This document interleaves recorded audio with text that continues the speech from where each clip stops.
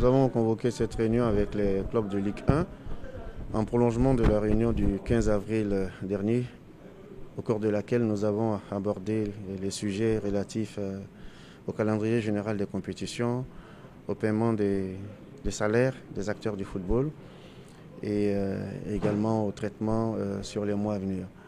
Nous avons passé en revue le PV de la réunion du 15 avril. Et il y avait un point qui consistait donc à parler de la question de la rémunération des joueurs. Vous savez que quand nous avons eu la réunion du 15 avril, nous avons décidé ensemble de payer 50% de salaire pour les mois de mars et 50% pour les mois d'avril. Et nous avons invité le président de l'AFI, Cyril Domoro, groupement d'intérêt des footballeurs en activité. Nous l'avons invité à se rapprocher des joueurs en activité pour faire accepter cette proposition des dirigeants de club. Parce que la Ligue professionnelle joue son rôle en tant que... Nous intervenons en tant que facilitateurs et nous ne pouvions rien imposer. M. Domoro, quelques 48 heures après, nous a fait savoir qu'il a échangé avec les clubs, avec les joueurs. Malheureusement, la proposition ne semblait pas avoir été acceptée. Donc il fallait que nous puissions nous retrouver pour en parler. Donc aujourd'hui, nous avons évoqué la question. Et pour cette réunion, nous avons souhaité avoir 2 joueurs qui puissent accompagner le président de leur groupement. Ainsi, Sissi Abdul Karim de la SEC et Bani Mohamed de l'Africa, les 2 gardiens de but, ont représenté les footballeurs en activité. Un groupement où 30 capitaines de clubs se réunissent de temps en temps pour parler de leur situation. Eh bien, après les échanges que nous avons eus, eh bien, les footballeurs en activité ont accepté, n'est-ce pas, de prendre cette rémunération de 50%. Alors, nous avons proposé au niveau de la Ligue que le club fasse l'effort de payer au moins le SMIC, parce que c'est bien 50%. Mais si les rémunérations sont pas importantes, on ne peut pas venir payer 50% de rémunérations qui ne sont pas conséquentes. Donc nous, la nouvelle donne, c'est que nous avons proposé au club de payer au moins le SMIC, c'est-à-dire 60 000 francs CFA, qui serait un minimum à payer au moins pour les clubs de Ligue 1. Pour ceux qui, si les salaires sont payés à 50%, seraient en dessous de 60 000. Donc ça, c'est ce qui a été arrêté. En ce qui concerne mai, nous n'avons pas voulu faire comme mars-avril. Nous avons laissé la latitude aux dirigeants de club de rencontrer les joueurs dans leurs clubs respectifs et de leur faire des propositions. Chaque club doit pouvoir rencontrer ses joueurs. Ceux qui veulent payer 100% peuvent payer 100%. Ceux qui veulent payer 50% payent 50%. Il y en a qui pourraient peut-être payer 75%. Donc nous avons accepté, validé cette disposition pour le mois de mai. Quant à la reprise du championnat, pour l'instant, ce n'est pas d'actualité. D'autant que les mesures sanitaires sont maintenues et M. le ministre des Sports a adressé un courrier qui est daté de vendredi dernier, indiquant que tous les événements sportifs sont toujours annulés jusqu'à nouvel ordre. Donc nous nous en tenons aux dispositions arrêtées par le ministère des Sports. Donc nous ne pouvons pour l'instant pas parler de reprise de nos compétitions. Nous avons porté à la connaissance des dirigeants du club les dispositions sanitaires qui sont énoncées par la CAF et les dispositions techniques ou athlétiques qui sont aussi proposées par la CAF en ce qui concerne le reconditionnement des footballeurs qui sont en arrêt depuis 2 mois. Donc il y a un protocole qui a été porté à la connaissance des dirigeants du club pour savoir comment reprendre les entraînements.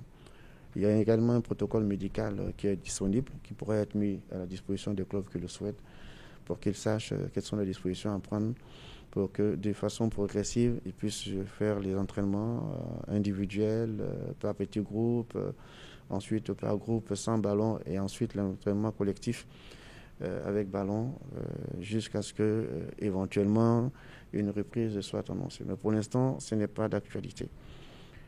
Est-ce que nous devons arrêter? Est-ce que nous devons continuer le championnat? Eh bien, c'est une question qui relève de la compétence du comité exécutif de la fédération. Nous ne sommes pas en mesure de répondre à cette question-là. Nous l'avons dit au club. Partout, quand la décision a été prise, ce n'est pas la Ligue professionnelle en priorité qui l'a faite.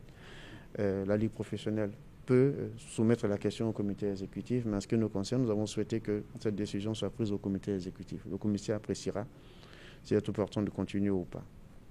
Et nous avons pris la peine quand même d'expliquer au club les engagements que nous avions avec le diffuseur télé, Canal+. Vous savez qu'aujourd'hui, nous avons un contrat avec le diffuseur pour 108 matchs par saison. Aujourd'hui, nous avons diffusé 72 matchs. Donc, il nous reste 36 matchs à donner à Canal avant la fin de saison. Et vous savez, ce contrat-là s'accompagne de dotations financières importantes qui soulagent les clubs et qui soulagent la Ligue professionnelle dans l'organisation de nos compétitions. Donc, nous avons expliqué cette question-là à tous les acteurs du football qui étaient présents, l'importance de la relation avec le diffuseur par rapport aux années à venir. Nous avons également donné des informations sur le fonds d'urgence de la FIFA. C'est important de le mentionner parce que beaucoup de choses ont été écrites ici et là. On a vu des choses écrites par des journalistes ou un journaliste que je ne veux pas nommer qui a fait un post sur les réseaux sociaux indiquant que nous avons reçu 250 millions de la FIFA et que nous gardons cette somme par devers nous au lieu de la mettre à la disposition des clubs. Ce qui est faux et archi faux. Nous avons donc communiqué au club le courrier que nous avons reçu de la FIFA le 24 avril, indiquant que le fonds d'urgence annoncé pour soutien aux 211 fédérations de football à travers le monde n'est pas encore disponible. La FIFA est en train de collecter des ressources. Dans le courrier qui a été lu au club ici et dont ils ont copie, nous avons précisé que ces fonds seront mis à disposition quand ils seront disponibles, en fait. Et il y aura un protocole d'utilisation de ces fonds-là. La FIFA mettra en place un règlement d'utilisation de ces fonds. Par ailleurs, nous avons donné des explications sur le fonds Forward.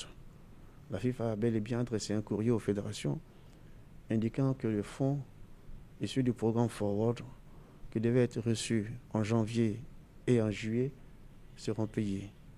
Mais en ce qui concerne la Côte d'Ivoire, nous n'avons pas encore reçu les fonds qui sont attendus depuis janvier.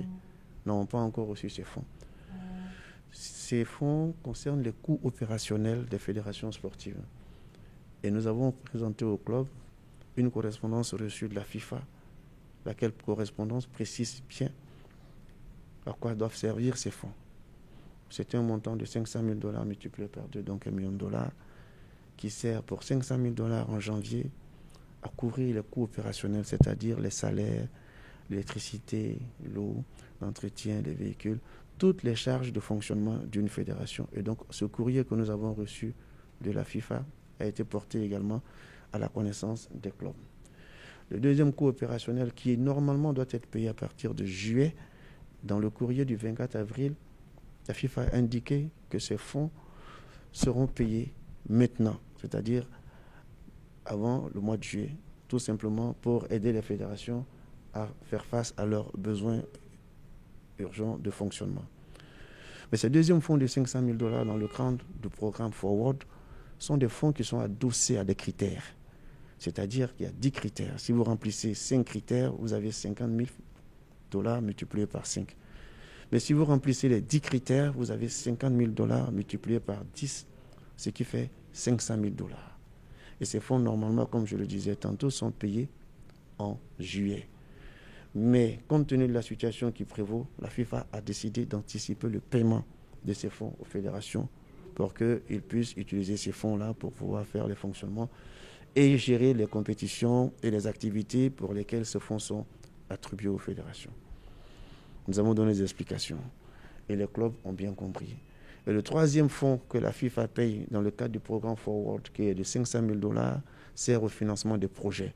Donc la FIFA n'a même pas évoqué ces fonds parce que ces fonds-là sont payés sur la base de projets présentés par les fédérations sportives et payés directement entre les mains des entrepreneurs qui sont chargés de faire la réalisation de ces projets et non mis à la disposition de la fédération.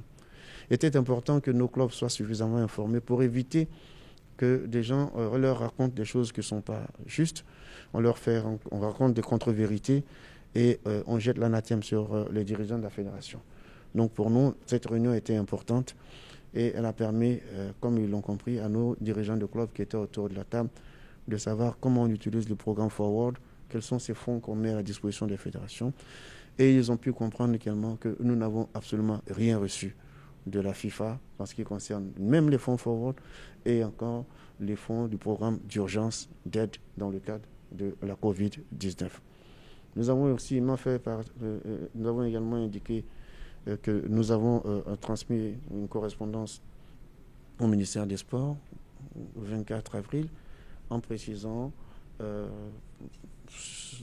l'impact économique de cette crise sur le football ivoirien. La masse salariale des clubs de Ligue 1, de Ligue 2, de Ligue 3.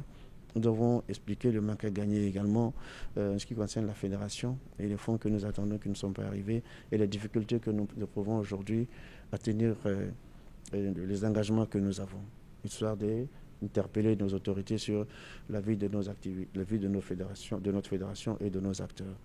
Voici en gros ce que nous avons décidé aujourd'hui et nous avons décidé donc de remettre à plus tard la reprise de nos compétitions. Aujourd'hui, nous n'avons pas suffisamment de visibilité pour prendre une décision sur la reprise du championnat. Et nous savons que le Conseil national de sécurité doit se réunir, je crois, probablement fin mai. Nous attendons cette décision-là. À partir des décisions qui seront prises au cours de cette rencontre, eh bien, nous nous aviserons. Et bien sûr, nous attendrons la correspondance de M. le ministre des Sports relativement aux activités sportives. En ce moment-là, nous nous réunirons pour voir quelle attitude adopter. Audio Jungle.